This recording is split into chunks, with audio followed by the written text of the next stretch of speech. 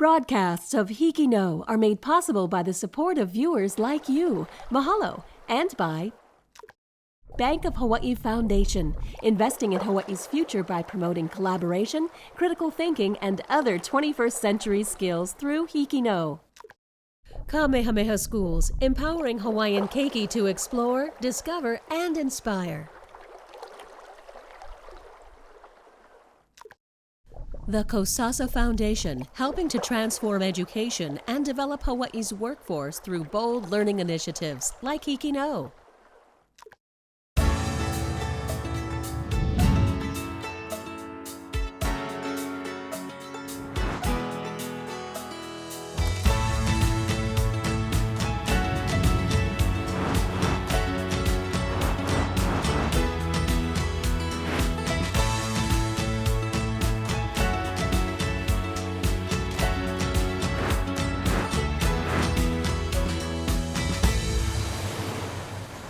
HIKI NŌ, Hawaii's new wave of storytellers.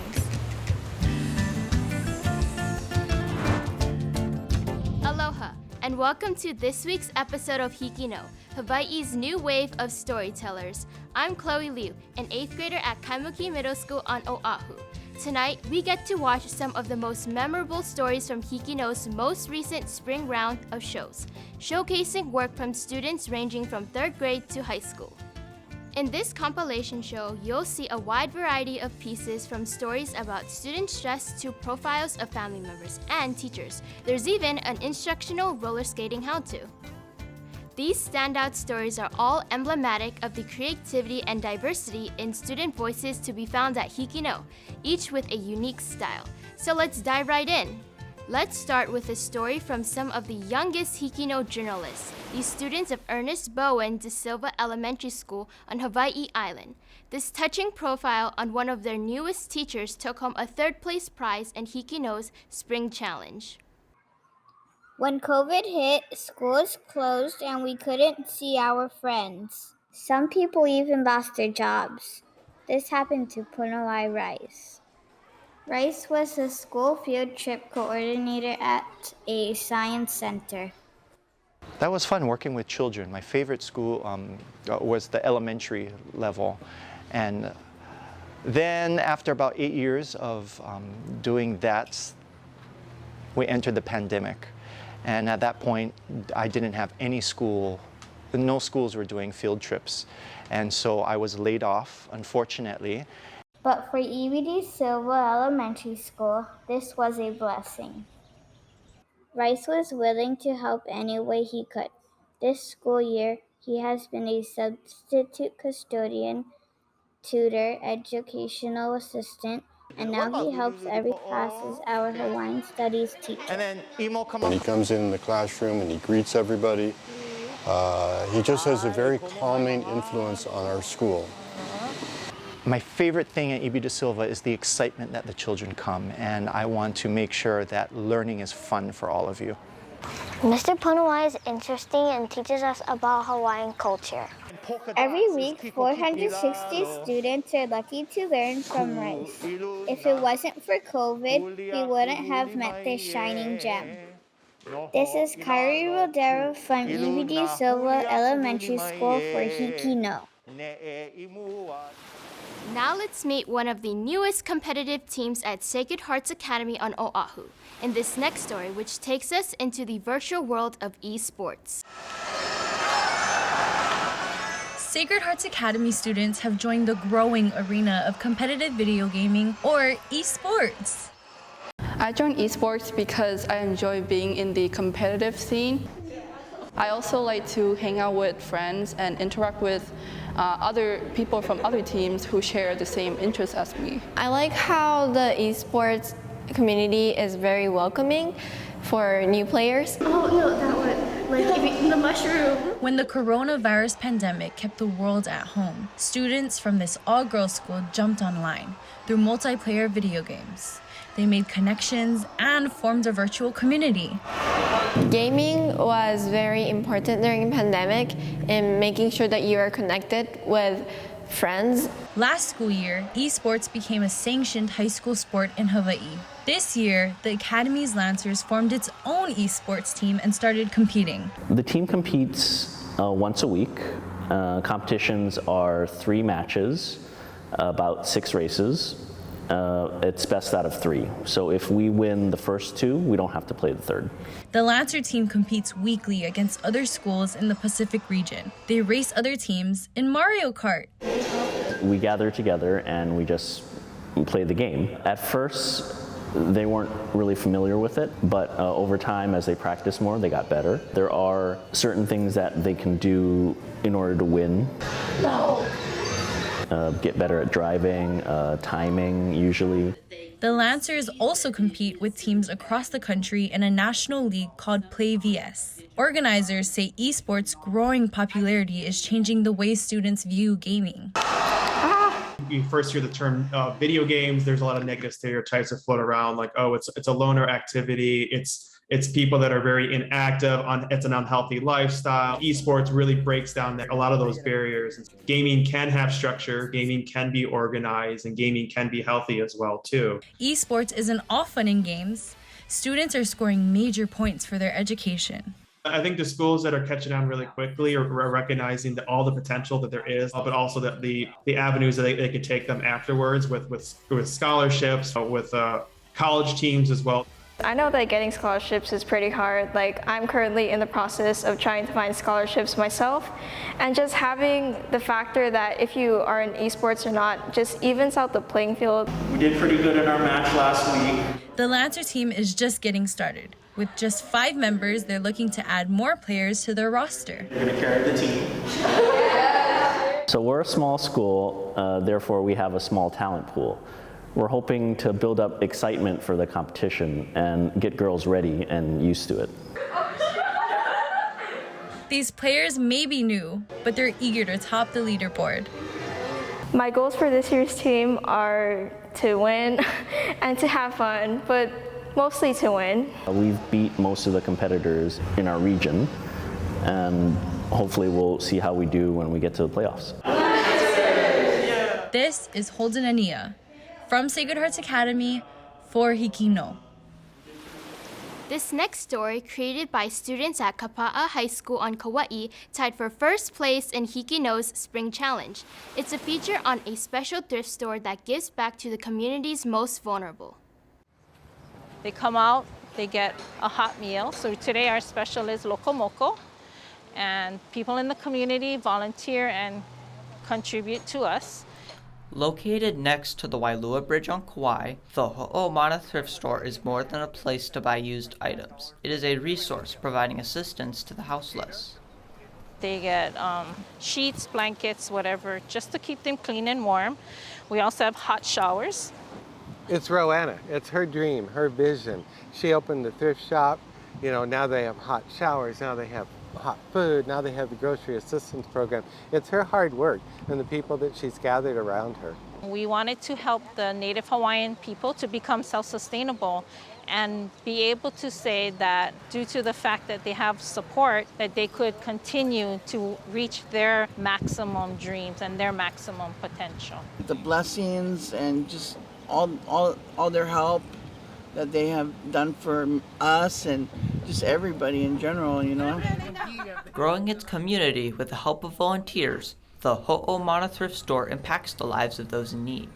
We have my Hanai dads, they're doing GAP, Ho'omana Groceries Assistant Project. We have Auntie Pat Kuhn, who's our nurse. She does bandage and wound care.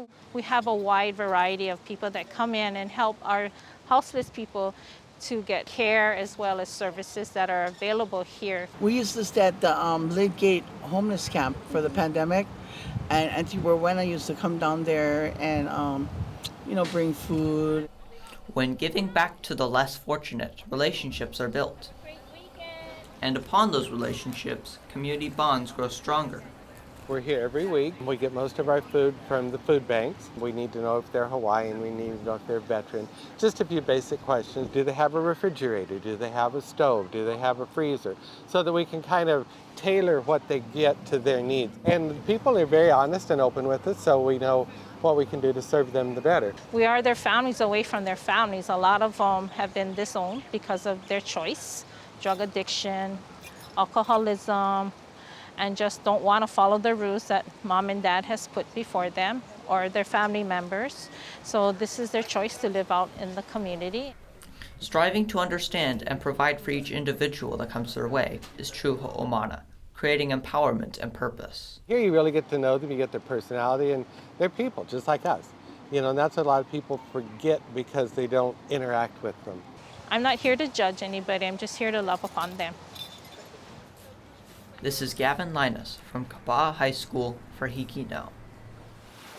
Now let's travel to Maui to meet a dedicated musician in this profile filmed and produced by Santana Sebastian, a HIKI NŌ student at H.P. Baldwin High School. The subject happens to be his own father. My name is Derek Sebastian. I'm a ukulele artist, singer, songwriter, composer, producer, and friend. Well, my childhood growing up in Kahului, a lot of childhood friends hanging out, skateboarding, playing baseball in the streets. That led to baseball on the field, and just grew up loving sports. My asthma got really bad in 6th grade where I was pulled away from sports, and what happened was I had nothing to do.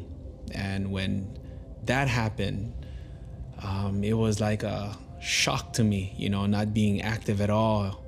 And lo and behold, my school security was playing his ukulele, Mr. Sam Ellis, and I remember I was like in awe, you know.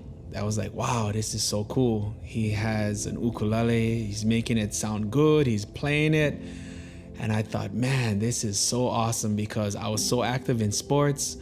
All of a sudden, everything was just taken away and I wasn't feeling well. My asthma was bad, and all of a sudden I found the ukulele, and it just gave life to me, and it inspired me, and I started to, you know, play songs that made me happy. If I was sad, I would play sad songs. If I was feeling the good vibes, I would play reggae songs, and it just gave me the option to emote. It allowed me to emote to where it just felt good, and the ukulele just gave me that direction, you know, to help me find my way. From then on, the ukulele has been with me ever since. The biggest takeaway, or at least the best advice I could possibly tell somebody, is to always believe in yourself, is to always realize that you're on earth for a reason. You have a purpose to fulfill. You're not here to just wake up, live, and then go to sleep. You're here to make a difference. And whatever that may be, then you go after it and you make that happen. You find something that you are being fulfilled by, and you change the world by doing that. Now let's take a quick break to learn a new hobby in this next how-to from students of Kalani High School on Oʻahu. When you think of skating, what comes to mind? Ice skating? Skateboarding? Or what about roller skating? Roller skating is a popular recreational activity that many people in the country love to do. Let's learn how to do this fun hobby. First, you will need to put on your skates. Lace your skates as if you were lacing your sneakers. Make sure the upper middle part is tight. You shouldn't feel any pain or uncomfortableness, and your toes should be able to wiggle. Next, keep your stature straight. Keep your chin up and straighten your shoulders. Make sure to keep your core tight and lower your hips. Now, it's time to get moving. To begin, put your feet in a V position. Then, with your arms and palms down, begin shifting your weight to the left side of your body. Then, shift towards the right. Continue this pattern and don't look down. If you want to stop, try to use the toe stop wheel. Shift your weight towards one side of your body. With your other foot, begin dragging your toe to the ground until you stop. If you cannot use your toe stop just yet, find a wall and skate up to it with your elbows and hands bent. Now it's your turn. Remember, practice makes perfect. This is Stacey Bay from Kalani High School for HIKI NŌ. Let's travel back to Maui, where students of H.P. Baldwin High School share a story about how persistent stress can have consequences on high schoolers. I think students are just faced with a lot of things to do that we can never, or we feel that we can never look at a situation differently because of how overwhelmed we are with all of the things that we need to finish. I would say there is stress in schools. I think like AP classes and like IB classes put like pressure on students to do a lot of coursework that might be unnecessary to them in the future. I've had this mentality of I need to be the top person in my class if I want to get into so-and-so college, and I need to do this many more dance classes, this many more student council activities, this many more clubs just to out-compete them so that I can get into my dream school. So I think the pressure exists based on, family pressure to do well and, the expectation to go on to college. Also the pressure with other classmates and students to do well and go to the best colleges. I come as a product of a grandfather who was a superintendent. That's been honestly one of my biggest pressures to get a 4.0 because every single time I see him, he always tells me to study hard. Technically, there shouldn't be any pressure because there's a college that's available for everybody. Schooling is so important to him, so I wanted to always make it up to him in that sense. I do worry about a lot of students because I do see that they don't have the skills, the coping skills to handle all of that pressure. I've seen them just do studies, do homework until 12 o'clock at night. Some advice that I wish I'd gotten is that sleep is as important as doing work. The easiest thing for high school students is to mess up your sleep schedule during the day, and then the rest of your day is bad. I wish that I spent more time trying to get to know my peers rather than trying to finish my assignments. What I would like the kids to do or have ready for them is to figure out how to balance and experience life first. Some things are not as important as they seem to be, because when you look back on some of the things I was stressed about freshman year, I'm just I would have had a lot more time if I didn't stress myself out.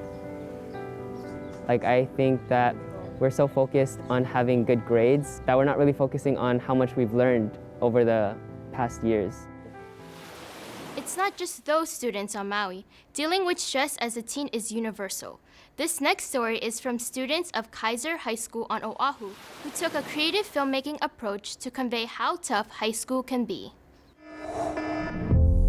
Life is tough. That's what they say. But they don't know what it's like every day. That pressure and stress that you must hide away. Parts of yourself beginning to fray. Just repeating this ongoing relay. That constant expectation to obtain that A.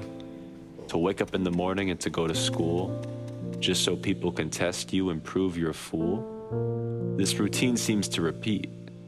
A constant ongoing feeling of defeat. The teachers say you obviously didn't try, but they don't know you go to your room and cry. You did put in effort, you did your part, they just don't understand you're not that smart. Then comes the pressure from your mom and dad, who are so clearly disappointed that your grades are bad. You are punished and picked on for the rest of the year because you finally gave up on that future career that was once so close, but is now so distant. It's hard enough getting up and going to class, without the pressure and expectation that you have to pass. The worst part, however, is not that you're a disappointment. It's the permanent, never-ending embarrassment of always failing and coming last, of never being good enough, your confidence dropping fast. Everyone else seems to be doing just fine. Their parents are all proud, unlike mine. Honestly, I can't think of a worse place than this, when in reality it's made out to be somewhere where we should miss. We should all take a moment to reflect on ourselves. All these high expectations can damage one's mental health. If I was a teacher, I would always try to make sure the fear of failure is not a reason to cry. People need to understand school's no longer fun or good, because some of us don't fit in, although we wish we could. Thinking about future plans after high school can be overwhelming. That's the next topic of this student reflection from Waiakea High School on Hawaiʻi Island.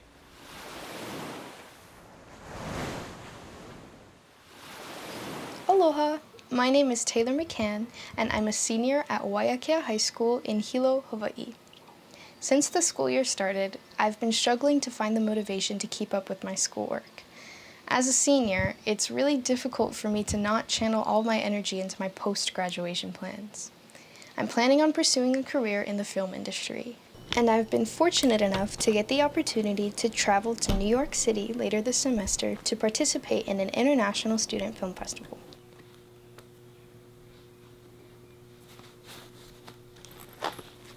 Around my travel plans, I continue to work every day to produce independent short films for other organizations around the country. I've also been working part-time to save money for my education and housing after high school.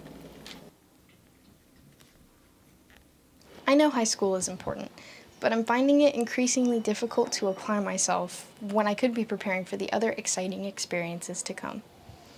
To keep my head on straight, I've been sharing my struggles with my friends so we can help each other feel understood and stay on track together. And like turning them in to schools. Dude, good luck with that. It sounds stressful. I feel the same, to be honest. No, because seriously, like... This is Taylor McCann from Waiakea High School for HIKI NŌ. Now let's travel back to Maui and take a moment to de-stress. This story from students at Maui Waina Intermediate School won first place in the HIKI NŌ Spring Challenge, and it shows the power of a community garden.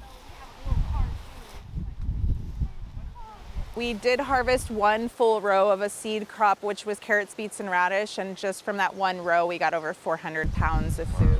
And all this food is grown by Common Ground Collective, a local nonprofit that started off by collecting discarded fruit.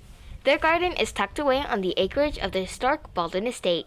This is the first physical garden for this group and is run with just 2 employees and a handful of volunteers. You know, in the 1 year that I've been with Common Ground Collective, I've seen it grow tenfold. And that just shows how amazing and how needed and necessary it is. Easy statistic, everybody, you probably heard, is over 90% of our food is imported. What the hell, Mom? You know, what's gonna happen? You know, one day might be any day. What'll happen? The boats stop coming? What do? Are we gonna eat each other? Her solution is to give all the food they grow back into their community. We also harvest produce and bring that to other community organizations, but it's always just feel-good work.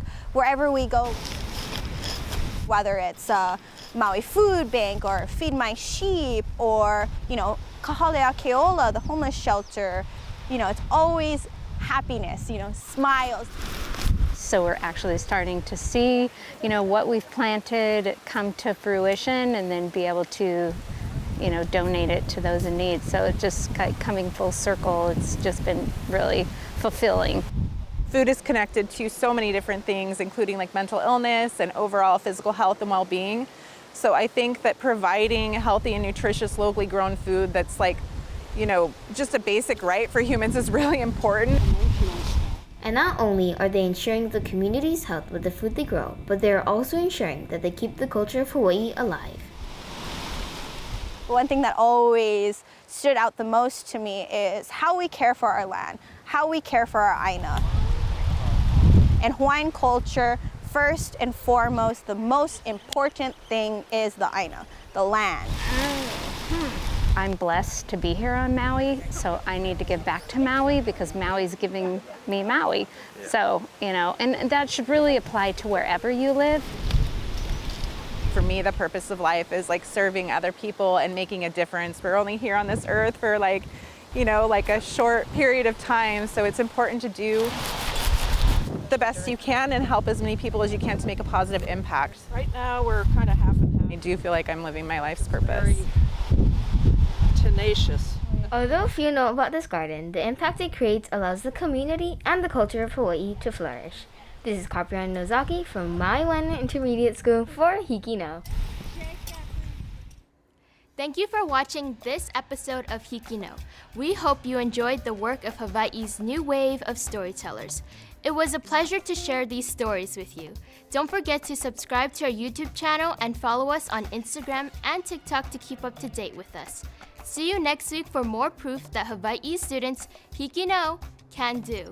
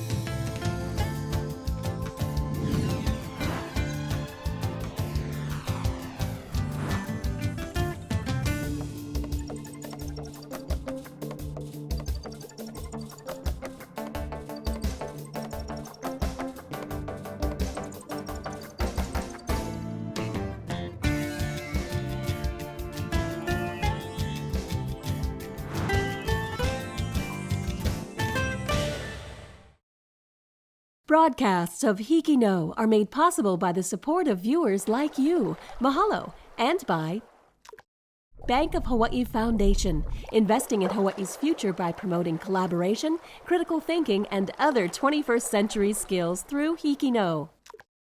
Kamehameha Schools, empowering Hawaiian keiki to explore, discover, and inspire. The Kosasa Foundation, helping to transform education and develop Hawaii's workforce through bold learning initiatives like HIKI NŌ.